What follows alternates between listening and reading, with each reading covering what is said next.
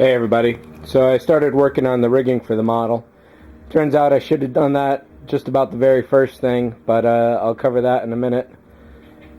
Right now, here's where the rigging hole is on this one, or the mounting point rather.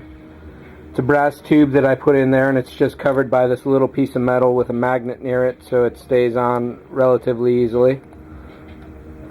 So let's flip this over here, and there we go. And here of course is the top mount.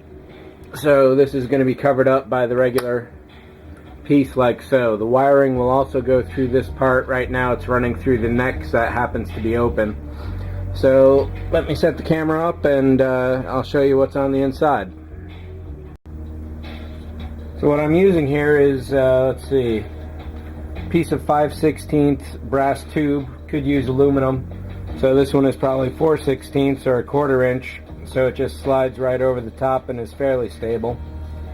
So I sliced off a couple pieces of this, started by gluing it, just getting a quick attachment point, and then I used CA and baking soda to build up all this crystalline substance there, and it's pretty stable now. I used some styrene to back it up, and I'll have to re-drill this to fit all the wiring.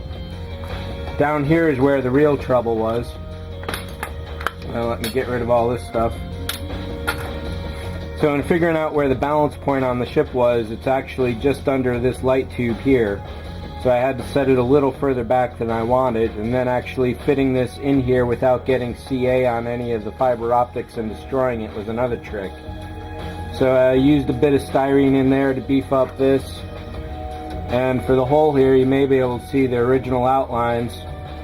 I just took the X-Acto, cut off this square, fit that pipe in there, started gluing the edges, and then built it up with the baking soda and CA again.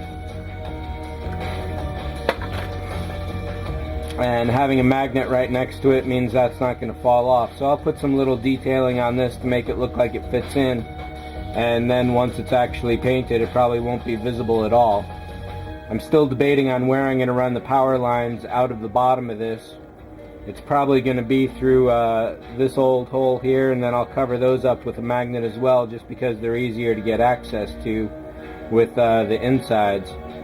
I wouldn't mind putting the power through here, but that's directly under all this mess, so that is definitely out.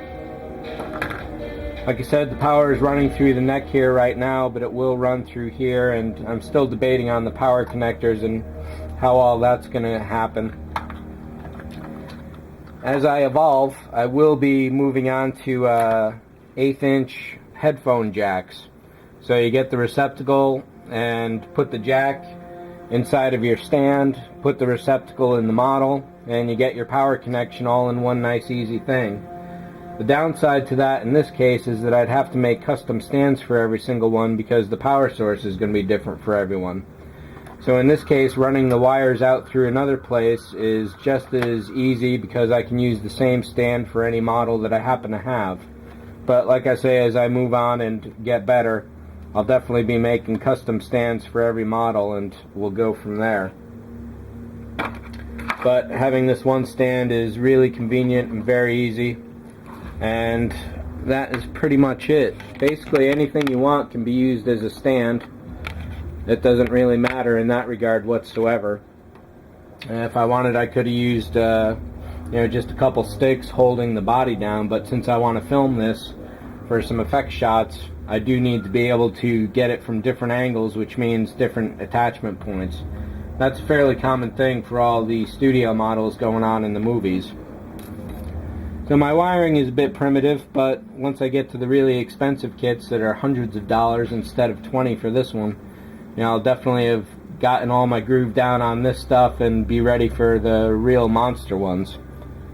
So I'm thinking that's pretty much it. Like I said, you can use anything for a stand. 2 brass tubes, 2 aluminum tubes, anything like that works really well.